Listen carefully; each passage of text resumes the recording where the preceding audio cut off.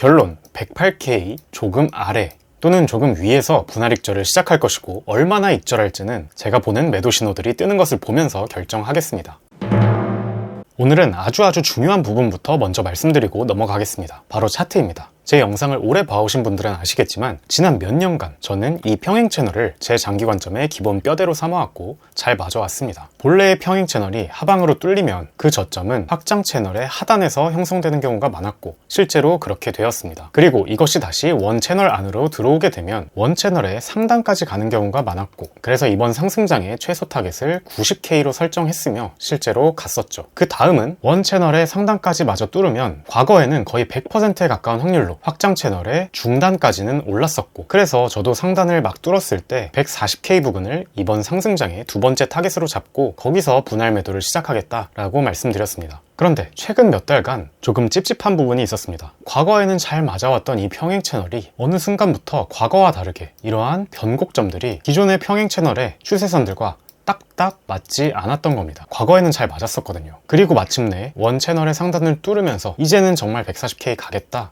라고 생각을 했는데 가지 않고 108K에서 고점을 형성하고 다시 내려와 버렸죠. 그래서 이러한 모습들을 보면서 저는 드디어 몇 년간 잘 맞아왔던 평행 채널 관점을 이제는 사용하지 못하는 건가? 라고 생각을 하고 있었는데 제가 지난 주말에 혼자서 차트를 계속 분석하다가 혼자 소름이 돋았습니다. 그게 뭐였는지 지금부터 말씀드릴게요. 저는 예전부터 추세선을 그릴 때 캔들의 꼬리 끝을 기준으로 추세선을 그려왔고 이것이 잘 맞아왔습니다. 그리고 이게 코인과 주식의 차이점이라고 생각하고 있었죠. 코인에서는 이렇게 꼬리의 끝에 그린 것이 잘 맞아왔었고 반대로 주식 차트들은 애매하게 몸통을 기준으로 그린다든지 또는 다소 대충 그렸다고 생각할 수도 있을 만큼 어떤 부분은 꼬리에 맞게 어떤 부분은 몸통에 맞게 그린 것이 추세가 잘 맞을 때도 많습니다. 그런데 혼자 이것저것 시도해보는 중에 주식에서 자주 사용되는 방식과 같이 완전히 꼬리 끝에 추세선을 그리는 게 아니라 몸통 쪽 기준으로 대충 그려봤더니 놀랍게도 아까는 잘 맞지 않았던 추세의 변곡점들이 모두 기가 막히게 정확히 추세선들에 맞는 겁니다. 그리고 최근 고점이 되었던 108K도 확장 채널의 중단을 정확히 맞고 내려온 것이었습니다. 즉, 원 채널의 상단을 뚫고 올라갔을 때 확장 채널의 중단까지 간 다음 고점이 형성되었던 과거의 통계는 이번에도 맞았으나 과거와 달리 채널이 꼬리 끝 기준으로 그려진 것이 아니라 이렇게 대충 어디는 꼬리 끝에 어디는 몸통 부근에 대충 그렸었다면 좋았던 것이죠. 이건 코인도 점점 대중화되고 기관들이 많이 들어오는 등 주식화되고 있기 때문이 아닌가 개인적으로 생각합니다. 다시 돌아와서 그래서 결국 제 평행 채널 관점대로라면 그리고 채널을 이렇게 그렸더라면 저는 108K에서 성공적으로 익절을 할 수 있었을 텐데 그러지 못해 개인적으로도 아쉽고 여러분들께도 송구한 마음이 들었습니다. 그러나 기쁜 소식은 제가 잃어버렸던 도구 하나를 다시 찾았다는 것이며 어차피 지금의 자리는 원 채널의 상단 부근으로 제가 확장 채널의 중단에서 성공적으로 익절을 한 다음 그 현금을 가지고 재매수 들어가려고 했던 자리라는 것입니다. 따라서 저는 비록 위에서 익절은 못했지만 이 자리는 팔 자리가 아니라 홀딩할 자리다 라는 저의 기존 관점을 더 강하게 고수하고자 합니다. 그럼 이러한 평행 채널의 과거 사례들 상 이 다음에 일어났던 일은 무엇이었을까요?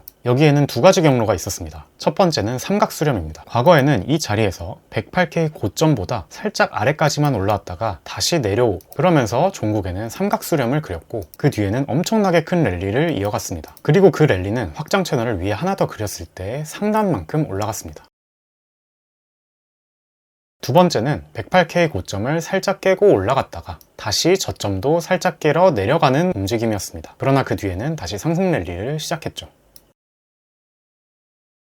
이 두 가지 시나리오에서 108K 고점 살짝 전까지 공통 상승 구간이 있었다는 것을 짐작할 수 있고 그래서 저는 대략 97K 매물대 근처까지는 상승할 가능성이 높다고 보고 그때까지는 적어도 홀딩을 유지할 계획입니다. 그리고 해당 부근부터 분할 익절 시작하는 것을 기본 계획으로 잡고 구체적인 비중은 그때 가서 뒤에서 설명드릴 다른 지표들이 매도 신호를 얼마나 가리키는지 판단하겠습니다. 이렇게 올라왔는데 매도 신호가 별로 안 뜬다 라고 한다면 더 홀딩할 수 있을 거고 매도 신호들이 많이 떴다 라고 한다면 분할 익절을 하고 다시 아래서 줄 준비를 시작하겠죠.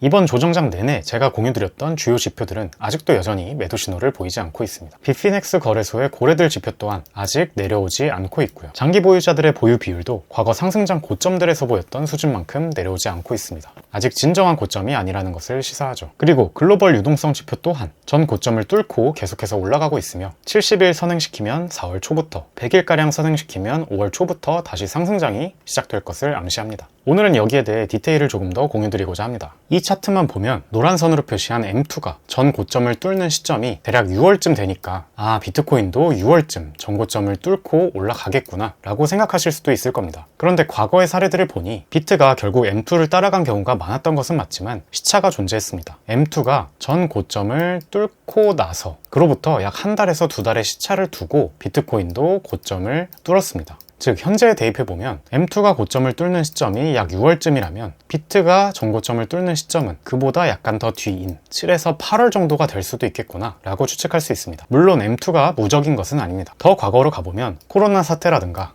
2022년에 시즌 종료 후 찐 하락장에서는 M2는 오르는데 비트코인 가격은 내려가는 디커플링이 발생하기도 했습니다. 따라서 이러한 M2 선행 차트는 이 하나의 지표에만 의존하는 것이 아니라 역시 여러 지표들 중 하나 정도로 참고해야 한다는 것이겠죠. 다만 상관관계가 매우 높은 지표였으므로 여러 지표 중에 하나로 사용하기에는 충분히 유의미하다고 생각합니다. 앞선 장기 차트 관점과 더불어 단기적으로 봤을 때도 저점은 이미 나왔을 확률이 매우 높다고 생각합니다. 우선 한 번도 잘 뜨지 않는 일봉 상승 다이버전스가 무려 2번이나 중첩해서 걸렸습니다. 뿐만 아니라 해쉬 리본 바이 시그널도 떴죠. 단기적으로 추가적인 짧은 하락이 나올 순 있어도 결국은 중장기 저점이 되는 경우가 많았습니다. 저점이 이미 나왔다고 가정했을 때 제가 만약 현금이 많은 상태였고 저점에서 다 줍지 못했다면 지금부터 조정을 받을 때 한 번, 그리고 고점에서부터 내려오는 이 초록색 대각 저항선이 뚫렸다가 다시 리테스트하러 내려왔을 때 한 번 매수하기 좋은 자리라고 생각합니다. 아시다시피 저는 알트코인의 경우 시총이 아예 20위 이내에 들 정도로 큰 코인들, 즉 이더리움, 솔라나, 아발란체 같은 코인들이거나 아니면 아예 우리나라에서만 거래량이 많이 일어나는 소위 김치 코인들 위주로 가지고 있습니다. 올해 미국이 코인 관련된 규제를 엄청나게 풀고 있습니다. 그리고 개인적으로는 미국채를 매수해줄 주체를 만들기 위해서 스테이블 코인 산업도 키우려고 하는 것 같은데 결국 신규 스테이블 코인 유입 물량이 늘어나면 언젠가 다른 코인들의 잠재적 매수 대기 자금으로 작용할 수 있겠죠. 그리고 흘러가는 상황들을 봤을 때 시총이 큰 코인들은 현물 ETF가 올해 안에 통과될 확률이 매우 높아 보입니다. 따라서 시총이 큰 코인들, 특히 현물 ETF가 통과될 수 있을 만한 가능성이 높은 코인들이라면 알트장이 왔을 때 충분히 괜찮은 퍼포먼스를 보여줄 수 있을 것이라 기대하고 있습니다. 한편 김치 코인들 같은 경우에는 가격을 운전하는 세력들이 국내 거래소에서 활동하는 작은 고래들입니다. 이런 코인들은 유동성이 작기 때문에 전체 장세와 상관없이 김치 코인장만 오면 요즘 아르고가 그런 것처럼 몇 주 만에 몇 배씩 올릴 수 있는 코인들입니다. 따라서 좀 물리더라도 상패만 안 든다면 나중에는 알트장에 오면 괜찮은 퍼포먼스를 보여줄 수 있다고 생각합니다. 오히려 가장 위험한 게 이 중간에 있는 애매한 시총의 알트들입니다. 그래서 저는 그런 코인은 가급적 손대지 않고 시총이 아예 크거나 아니면 국내 거래소에서만 주로 거래되는 김치 코인들 위주로 앞으로도 가져갈 생각이며 홀딩 중입니다. 차트를 재점검하니 지금은 홀딩해야 할 자리다 라는 관점이 더 명확해졌습니다. 기본적으로는 108K 고점 살짝 아래까지는 홀딩을 하고 분할 익절을 시작할 확률이 높아 보이고 구체적인 타이밍이나 비중 판단은 공유드렸던 다른 지표들에서 매도 신호가 뜨는지를 종합적으로 고려하여 판단할 계획입니다. 단기적으로는 일봉 상다가 중첩되었었던 지점에서 저점이 이미 나왔을 확률이 높다고 생각하며 만약 현금이 많이 남아 있었는데 저점에서 매수를 다 못했다면 지금부터 조정이 나와준다면 한 번, 그리고 나중에 이 고점에서부터 내려오는 대각 저항선을 뚫었다가 다시 리테스트하러 내려왔을 때 또 한 번 분할 매수하기 좋은 자리라고 생각합니다. 알트코인은 현물 ETF가 통과될 확률이 높거나 그렇지 않더라도 시총이 아예 큰 시총 20위 이내의 코인들 위주 또는 아예 바깥 세상과 어느 정도 분리되어 있고 쉽게 펌핑이 가능한 국내 거래소의 김치 코인들 위주로 홀딩하겠다는 관점 또한 여전히 유지입니다. 직투였습니다. 감사합니다.